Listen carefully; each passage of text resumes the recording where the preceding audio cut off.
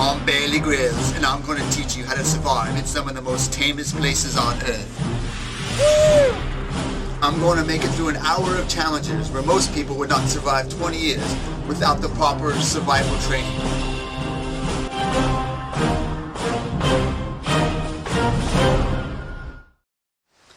Hi, I'm Bear Grylls, and I'm going to teach you how to survive should you find yourself lost in the wilderness.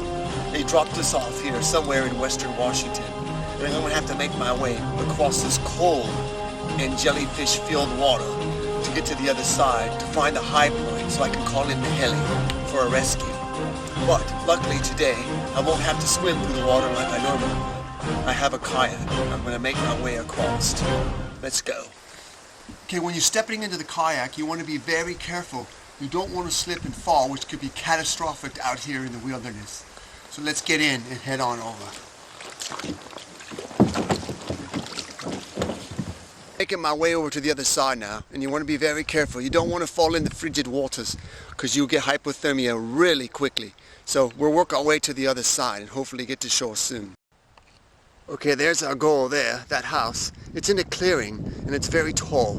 And so we can climb up there, maybe get to the highest window, and then we can flag the heli to come pick us up and finish this rescue. Let's see if we can make our way to shore now and get up to the house. Alright, we made it to shore. Be very careful getting out. The same thing, you don't want to cause an injury. Once ashore, you want to make sure you bring up the kayak and make sure it's secure because you never know when you may have to go back. Now we got to head up and find a way to the house so we can flag down the heli. Now that we made it to shore, we used a lot of energy in getting across the bay. We want to look around for some food to keep our energy up because you want to keep going in this wilderness. So if you look around, sometimes you're very careful. You'll see, like right here, I found a juice bottle. Now, you never know if it's good or not. You want to check the date. Looks like it's good. Maybe shake it up because you don't know when's the last time it got shaken up. You find food like this, you take a sip. You're going to need the energy and save a little bit for later. Looks like it's starting to rain. It's going to make our journey a little bit tougher. You got to get up these stairs. They're very slippery when they're wet, so you want to be very careful. You don't want to cause an injury out here, again, because it can be catastrophic. Let's work our way up these stairs.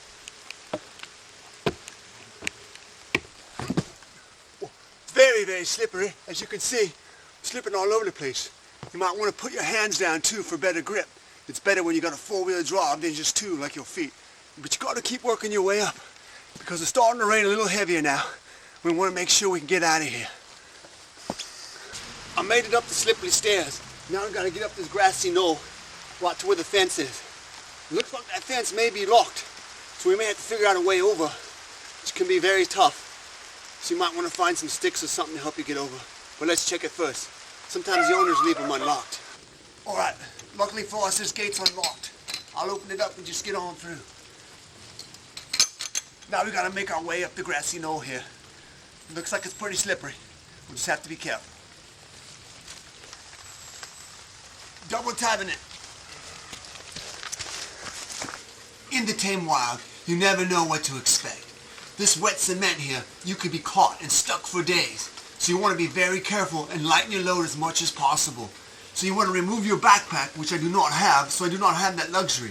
I'm just going to have to tread lightly and hope I can make it across. I made it across the cement, and now I've got to make it up here past all these fences and gates. It looks like a maze, and I'll have to figure it out. When you're in the wild, you still want to be courteous. Make sure you shut all the gates behind you. You never know when they may have dogs, and they don't want them to get out.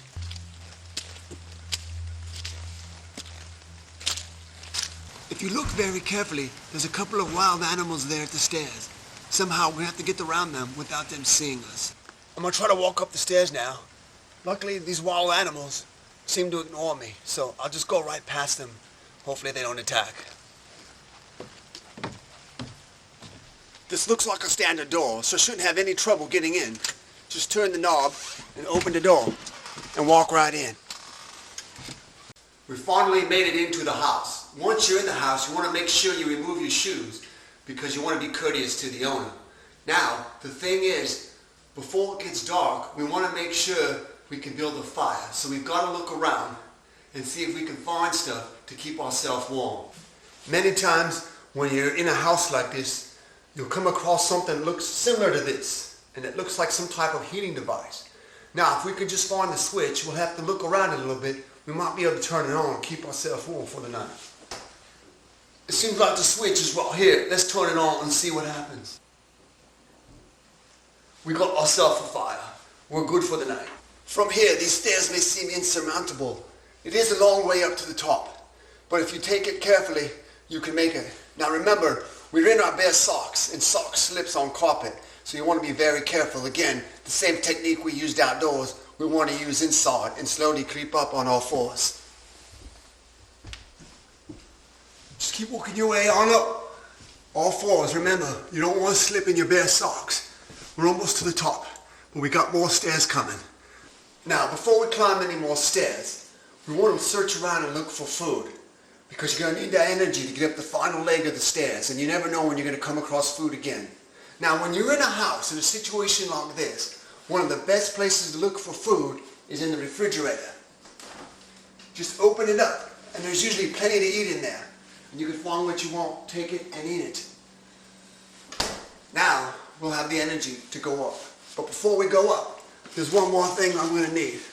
Right here, I found some vitamin C, and it's going to be very handy for the energy I need and to keep me healthy on the next climb. So here's the final leg. We go up the staircase here, and it seems to jimmy around to the other side, and we'll continue on up and try to get up to the upstairs so we can flag down the hill. As I said before, these stairs can be very slippery, and I'm struggling a bit getting up these last bit of stairs. It's a good thing I took that vitamin C. It'll propel me the rest of the way. Ugh. In some homes, when you try to get upstairs into the bedrooms, you'll find a secure door like this. Many times it's locked. It's called a panic door or a security door, and it secures the bedroom upstairs from intruders. But luckily for us today, I tried it and it's unlocked. So we'll go on through now and see if we can flag the heli. This just goes to show you, even with experience like mine, in entering a house like this, sometimes I get lost. As you can see, this window is much too small to flag down a heli.